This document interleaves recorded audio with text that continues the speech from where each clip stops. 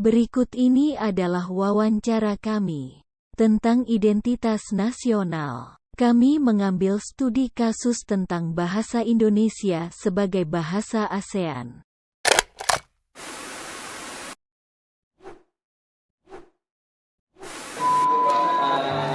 Kenalkan nama Bang siapa Bang? Nama saya Rehan Biru, ini panggilannya Rehan. Rehan, nama Kak? Maira Alif ya, biasa dipanggil. Ini Kak, ini ada satu pertanyaan yang boleh Kakak jawab dan Abang juga boleh jawab menurut versi Abang masing-masing gitu kan. Pertanyaan pertamanya itu, apakah semua masyarakat Indonesia sudah pasti berbahasa Indonesia? Silakan Bang Rehan dulu. Kalau menurut saya belum semuanya sih, terutama untuk daerah-daerah yang terisolir masih itu kayak yang belum pendidikannya masih kurang, kayak daerah yang dekat sana itu bahasa Indonesia itu masih campur dengan bahasa daerah. Jadi Menurut Kakak?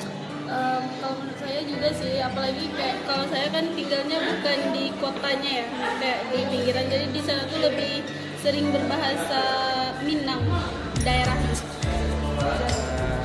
Pertanyaan yang kedua Kak, Bang, jika tidak, apa yang menyebabkan masyarakat Indonesia tidak pasti berbahasa Indonesia? yaitu karena tadi kenapa campuran kultur budaya kan. Ketiga, menurut Bang Rizky, mengapa bahasa Indonesia itu harus dikenalkan sejak dini? Ya dikarenakan seperti kenapa bahasa Indonesia ini tidak pasti, dikarenakan karena seringnya orang itu mengenalkan bahasa daerahnya tanpa mengenalkan bahasa Indonesia itu sendiri. Nah makanya kalau dengan dikenalkan bahasa Indonesia dari dini, maka akan memudahkan seorang anak untuk berbahasa Indonesia. Maka kalau berbahasa adat itu, dia itu dengan pergaulan saja bisa. Tapi kalau bahasa Indonesia, kalau kita sama teman, mungkin nggak akan bisa bahasa Indonesia. Selanjutnya, sepengetahuan kakak gitu, bagaimana proses bahasa Indonesia itu jadi bahasa nasional dan bahasa nasional Indonesia itu, prosesnya. Ya, yang pertama warganya sendiri ya, warganya itu harus tahu dulu nih bahasa Indonesia itu bagaimana. Kadang kan orang ada yang dicampur dengan bahasa daerah tersebut. Jadi harus tahu dulu apa saja bentuk-bentuk dari atau kata-kata dari bahasa Indonesia itu sendiri. Kalau menurut kakak, pengetahuan kakak, kenapa bahasa Indonesia ini bisa jadi salah satu yang dipertimbangkan untuk menjadi bahasa ASEAN? Ya, karena di sisi lain bahasa Indonesia ini itu tadi tidak sesusah bahasa-bahasa dari negara lain. Apa yang menyebabkan masyarakat Indonesia tidak pasti berbahasa Indonesia? Karena di Indonesia ada beberapa daerah yang belum pasti bahasa Indonesia dan masih memakai bahasa daerahnya masing-masing. Masyarakat Indonesia sudah pasti berbahasa Indonesia.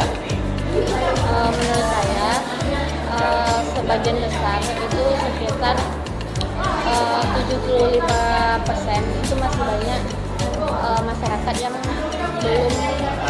belum pasti keadaan bahasa Indonesia. Karena apa? Karena mereka dari sekolah memang biasanya diajarkan pakai bahasa daerah. Contohnya saya dulu sekolahnya di Kepulauan Riau kan. Nah di Kepulauan Riau, jadi di sana memang guru yang diajarkan memang pakai bahasa daerah tersebut. Jadi ketika saya berada di Sumbar atau di Padang, saya berusaha untuk belajar bahasa Indonesia, dan itu memang ada beberapa kata yang belum saya mengerti karena dari sekolahnya mengajarkan bahasa daerah. Kami melakukan komunikasi seperti ini ya karena ada dasarnya sebelumnya. Kami melakukannya dikutip dari Mendikbudristek yang tentang mengusulkan bahasa Indonesia menjadi bahasa ASEAN. Menurut kalau pendapat kakak setuju atau? Kalau untuk pandangan saya sendiri, kalau untuk bahasa Indonesia dijadikan bahasa ASEAN itu saya setuju. Kenapa? Karena Indonesia ini bagian dari ASEAN, tapi banyak daerah lain itu kayak Malaysia dan daerah lainnya itu memang udah ngerti orang ke bahasa Indonesia. Jadi bagaimana kita tinggal mengaplikasikan bagaimana bahasa Indonesia, karena sebagian daerah atau bagian negara itu sudah mengetahui bahasa Indonesia, sehingga contohnya saya pernah ikut seminar internasional karena saya agak terkendala bahasa Inggrisnya, jadi saya mencoba untuk bahasa Indonesia. Ternyata bahasa saya dan dia mencampur juga gitu. Itu sih.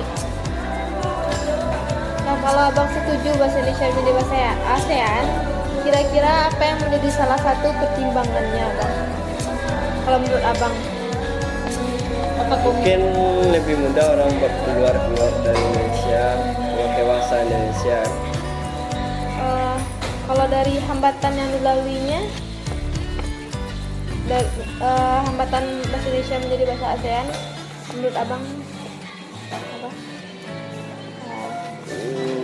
Misalnya kayak persaingan di luar tuh ketat banget di bahasa Indonesia itu mungkin menurut abang nggak terlalu diprioritaskan jadi bahasa ASEAN. Berarti bahasa Indonesia ini menurut abang apa berpotensi besar menjadi bahasa ASEAN? Kalau besar sih enggak ya, cuman bisa lah. Bisa, tapi agak kurang juga sih. Supaya kita sebagai masyarakat Indonesia untuk mempertahankan bahasa Indonesia. Ya nggak itu lah, misal kan orang Minang kan terbiasa bahasa Sunda, jadi biasa kita terbiasa bahasa Indonesia gitu. Kalau bergampang mah susah juga. Susah bang, misalnya Soalnya kan kalau orang di lingkungan kampungnya Padang misalnya kan pasti berbahasa Padang. ya, Kalau bahasa Indonesia pasti Cemeo kan. Kira-kira apa peran kita menyukseskan rencana bahasa Indonesia untuk menjadi bahasa ASEAN? Menurut Bapak, kira-kira apa peran kita untuk supaya bahasa Indonesia ini bisa menjadi bahasa ASEAN? Bahasa Indonesia dijadikan pelajaran bahasa yang orang bahasa wajib lah di